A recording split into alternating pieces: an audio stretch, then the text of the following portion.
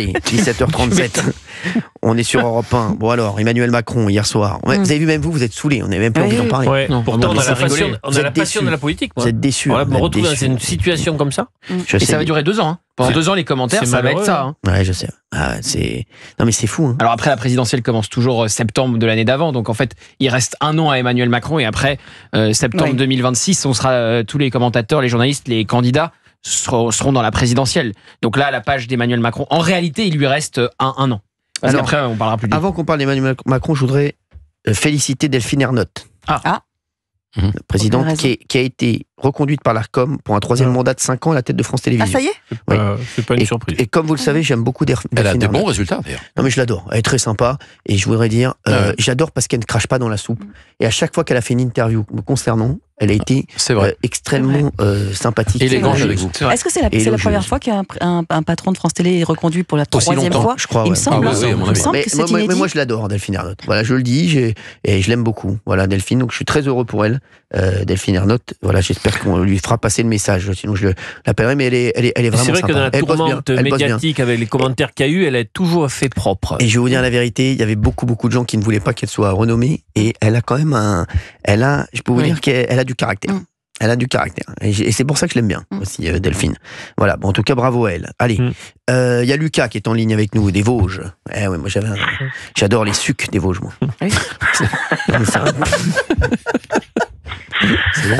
Qu'est-ce que vous voulez répondre à ça? Alors, ce qui fait le plus parler sur Emmanuel Macron, Lucas, c'est qu'Emmanuel Macron, est-ce qu'il va y aller en 2032 ou pas? Moi, j'ai senti qu'il allait aller, mais on va en reparler. Lucas, merci d'être avec nous sur Europe 1. Comment ça va, Lucas? Toujours dans les Vosges, donc tout va bien? Oui, tout va bien, toujours dans les Vosges. J'ai adoré qu'on passe de Macron à Demis Rousseau, c'était super. C'est pas vraiment émission, radio. Franchement, c'est vraiment une belle émission. Fabien a beaucoup parlé, ce qui me surprend un peu aujourd'hui, c'est ce que j'ai noté. Ah oui, moi aussi, ça me surprend. Mais vous savez, à un moment, il faut bien que j'en ai pour mon argent. À un moment, Lucas, vous savez, quand je fais les comptes en fin de saison, voilà. Donc là, aujourd'hui, je lui dis, voilà, il a un temps de parole à rattraper. Voilà, je ne cache pas. Voilà. Merci. En tout cas, Lucas, vous avez regardé Emmanuel Macron hier ou pas trop? Oui. Alors, je m'excuse parce que je me suis un petit peu endormi devant l'émission. Moi aussi. Mais moi aussi, en plus, c'est vrai. Oui. Non, mais en fait, c'est comme vous le disiez tout à l'heure, c'est une arnaque dans le sens où déjà le format qu'on nous avait promis n'a pas du tout été respecté. Rien à voir. Il n'y a pas eu de question de français, etc. Thibaut Inchep et tout ça, c'est bien gentil. Commencer par l'Ukraine, mais quel scandale. Enfin, c'est vraiment pas du tout nos problématiques du moment. On aurait aimé avoir des gens communs qui viennent parler. Je sais pas, par exemple, le kiné de Valérie qui parle de sa pénibilité du travail, des choses comme ça. Bah oui, c'est vrai. Dans l'émission, non mais c'est juste fou. Mais Naïm, elle a pris une cartouche, la pauvre. Elle a rien fait. Elle était tranquillement en train de préparer ses courses pour ce soir. Elle a pris une cartouche gratuite. Non, mais je peux croire aussi que ce kiné a de la pénibilité, pas forcément que quand il me voit, mais que...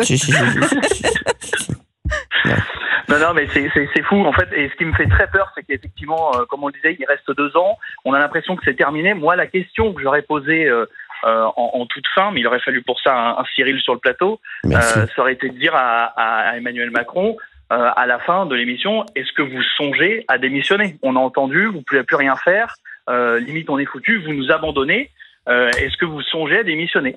Et là, on aurait peut-être vu sa réponse. Et je trouve qu'il n'y a pas eu de question grinçante. Aussi, il y a eu un peu Robert pas. Ménard qui a un peu secoué tout le monde. Mais à part ça, c'était vraiment limite. Et on dit il reste 2 ans. Et lui, il prend un peu ça à la légère. Moi, je peux vous dire que toutes les fins de mois, pas qu'on compte les centimes, mais le prêt de l'appart et tout, je galère. Un an que j'arrive pas à trouver du boulot, t'appelles France Travail, ils te disent ne vous inquiétez pas. Quand vous aurez plus vos droits, on vous basculera au RSA. Mais en fait, tu leur dis, mais c'est juste que moi, j'aimerais bosser. Travailler, en fait, exactement. on demande à travailler, on demande à gagner notre vie avec le travail. Et honnêtement, l'émission d'hier et tout ce qu'il y a en ce moment, ça déçoit. C'est pas que ça donne envie de baisser les bras mais on est fatigué et c'est chaud, quoi. C'est très très chaud et c'est quelle honte qu'on n'ait pas des gens politiques qui ont fait pourtant de grandes études, qui sont censés être brillants et qui prennent même pas la mesure de la gravité dans laquelle on est. Et voilà, on est moi perso, je suis dans l'attente. J'ai plus d'espoir, pour vous dire, Cyril, que ce soit vous qui me tendiez la main que la France, quoi. Donc, ça me fait plaisir. C'est quand même grave parce que c'est pas votre rôle. Donc c'est fou, en fait. C'est juste dingue. Mais non, c'est vrai que. Il reste 2 ans comme ça à souffrir, quoi. Je comprends Lucas parce que Lucas garde le sourire et il rigole avec nous et ça nous fait plaisir quand on l'a sur Europe 1 à chaque fois. C'est toujours un bonheur de vous avoir. Mais moi, je pense à Lucas et comme j'ai dit, il faut qu'on ait des responsables politiques qui privilégient les Français qui travaillent et ceux qui veulent travailler. Comme Lucas, qui veulent travailler. On ne privilégie pas les Français qui travaillent et ceux qui veulent travailler. En fait, c'est ça. Pour moi, c'est le principal problème ici en France. Je vous le dis. Pour moi, c'est le problème numéro 1.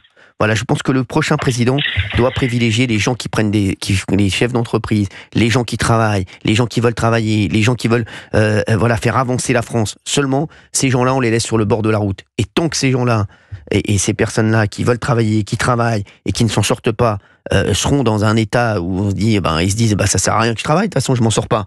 À un moment, le pays il peut pas avancer. Et moi j'ai vu hier un truc sur Emmanuel Macron quand à un moment il y a un chef de petites entreprises qui lui a dit de baisser la CSG et éventuellement de remettre l'argent dans les poches des Français. Et vous voyez que ça c'est rentré dans une oreille, c'est sorti d'une autre. Alors qu'aujourd'hui pour moi le principal problème, il faut remettre l'argent dans les poches des Français. Il faut que les Français puissent reconsommer. C'est comme ça que le pays va repartir. Il n'y a que ça. Le moral des Français, il passe par l'argent dans les poches. C'est aussi simple que ça. Mais aujourd'hui, on l'a vu, hier, on a un président qui apparemment, lui, ne voit pas les choses de la même façon que nous et que de l'ensemble des Français. Donc il y a quand même un problème. Voilà. Merci Lucas, en tout cas. Pas de souci. Et vous nous tenez au courant, Lucas. Et vous nous tenez au courant de ce que vous faites, etc. Plaisir. D'accord, Lucas. Pas de souci. Merci Lucas. Vous êtes un amour. Vous cherchez dans quoi, Lucas? Moi, dans votre métier, donc. D'accord. Sinon, je cherche la radio, la télé, donc tout beau tout neuf, si vous voulez. Très bien. Tout beau tout neuf. Pour l'instant, j'ai tout vieux, tout neuf aussi. Merci Lucas d'avoir été avec nous sur Europe 1. C'est un amour, Lucas. En tout cas, vu la courbe, Cyril, hier Macron, vu la courbe, il aurait pu faire une émission. Ce serait on marche sur la dette. C'est vrai. On marche sur la dette. Très bon. C'est vrai. Joli. C'est vrai. Bravo Lucas. Très fort. Merci Lucas d'avoir été avec nous sur Europe 1. Avec plaisir. Un bonheur, Lucas. Merci Lucas. Vous êtes excellent. Merci beaucoup. J'embrasse fort Lucas. Il y a Jean-Pierre qui est avec nous, notre Jean-Pierre du Rhône. Notre Jean-Pierre. J'ai envie de l'avoir là, mon Jean-Pierre sur Emmanuel Macron. Je pense que ça va secouer. Comment vous allez? Je vais très bien. J'ai résisté. Ça a été compliqué. C'est long. J'ai piqué un peu de la tête. Franchement, moi j'ai regardé. J'ai l'impression que c'était les 10 commandements. Cécile B2000. Franchement. Alors tu veux que je te dise, Cyril, quand j'ai entendu l'annonce de l'émission, où on annonçait 2 heures Macron face aux Français, je me dis tiens, ça me rappelle quelque chose, ça, quelqu'un qui voulait monter une émission, Macron face aux Français pendant 2 heures. Bravo, Jean-Pierre. Je me suis dit tiens, ils lui ont piqué le concept, mais finalement on va avoir quelque chose de sympa. Ouais. Mais ils m'ont pas du tout piqué le concept en fait, Jean-Pierre, parce qu'ils n'ont pas du tout fait ce qu'ils auraient dû faire. Pas du tout. Une arnaque complète. C'est-à-dire qu'il y a du public, mais qui était juste là pour faire pot de fleurs. Donc déjà ça servait à rien.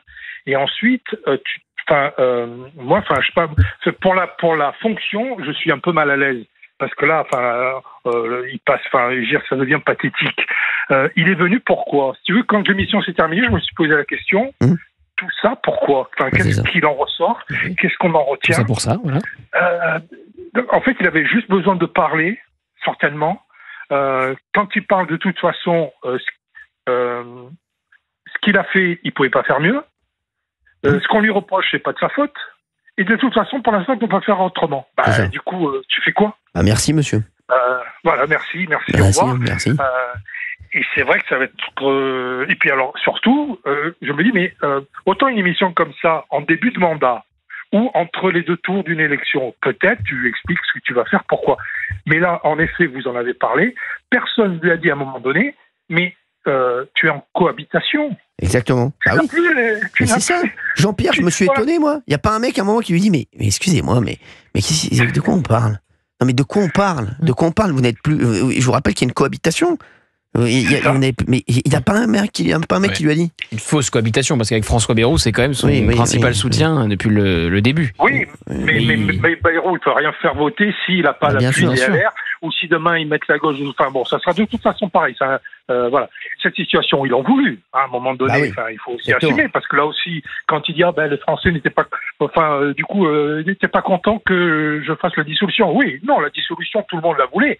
C'est la magouille entre les deux tours que les Français n'ont pas voulu, et qui fait qu'on en est là aujourd'hui. Oui. Donc voilà, donc une émission pour rien. Mais moi, je vais vous dire la vérité, ce que j'avais proposé même à l'Élysée, hein.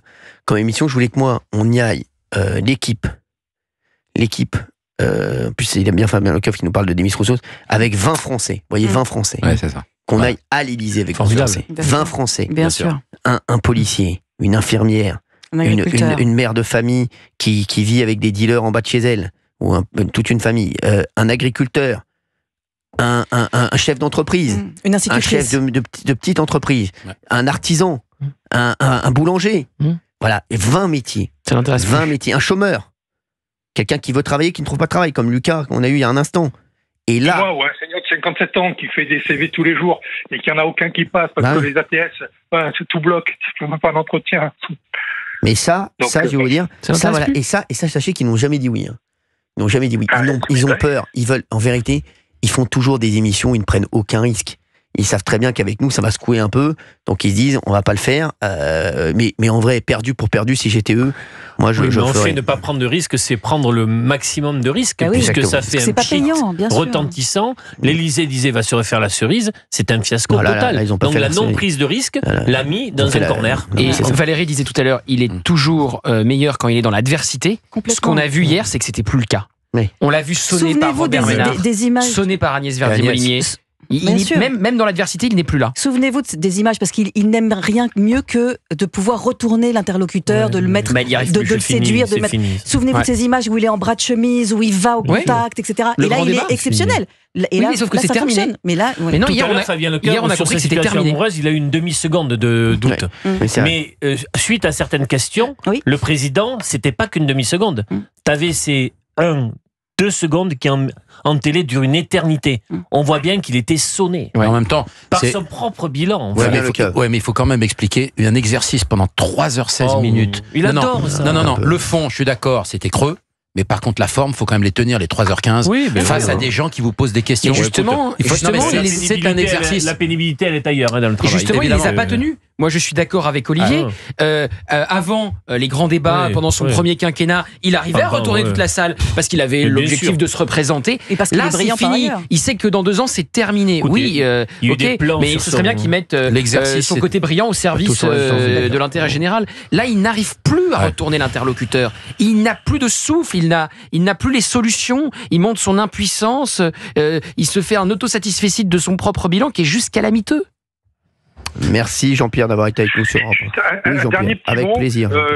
J'ai découvert un très bon intervieweur, et c'est sérieux. En début de semaine, lundi, j'ai écouté un débat entre le communiste et comment il s'appelle c'était Léon Desfontaines. Voilà. C'était chez moi ça. Et Desfontaines et Tanguy, mais sincèrement, un débat excellent, et alors avec un Gauthier Lebray, que j'ai trouvé dans ce rôle-là, mais sincèrement incroyable. Et je me dis, tiens, bien sur les prochaines élections, s'il pouvait y avoir des débats, ça va être compliqué à faire, mais avec comme intervieweur un Gauthier et un Cyril, je pense que là, tout le monde y gagne. Merci. Mais écoutez, je ne peux pas y aller, moi. Bien vu. Merci Jean-Pierre. Bien vu. Il n'a pas parlé de d'Artigol, Jean-Pierre, c'est le producteur de l'émission et il ne veut pas de vous. Merci. C'est dans 2 ans.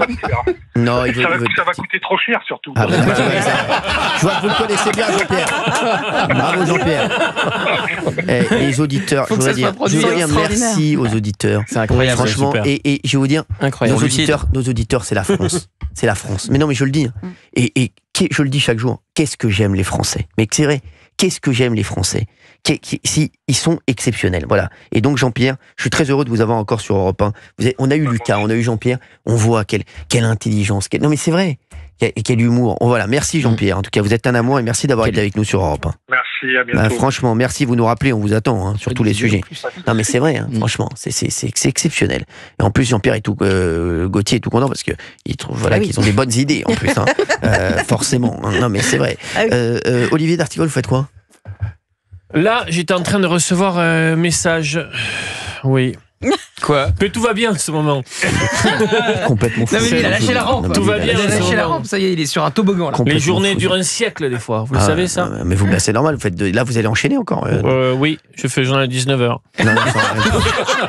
mais t'as encore des trucs. Non. J'adore ce rendez-vous. C'est mon face-à-face avec Catherine Ney à The Queen à 19h le mercredi sur Europe 1. Mais est-ce qu'il y a une heure sur Europe 1 sur laquelle on ne t'entend pas? Non, mais c'est pas possible. Sur laquelle on peut se brancher sans risquer de tomber sur toi. La clientèle me demande. C'est ça le talent. Franchement, quelle belle année il a fait celui-là de non, mais ça, c'est incroyable. Merci d'avoir été avec nous, Olivier d'Artigol. On peut remettre au Rains and Tears avant de finir, s'il vous plaît, pour terminer là-dessus. Merci Fabien Lecoeuvre. Merci Gauthier Lebré. Plaisir. Merci Valérie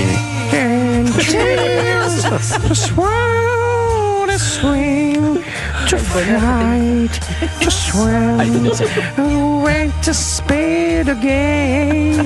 Merci, magnifique. Ouais, belle émission. 1968, pareil, c'est Fabien Lecoeuvre qui m'a dit ça. Just try to think, to smile. Ah, il le fait revivre, hein. C'est beau. Merci d'avoir été avec nous sur Europe 1. On sera là demain, 16h, bien entendu. Tout de suite, c'est Punchline avec Laurence Ferrari sur CNews et Europe 1.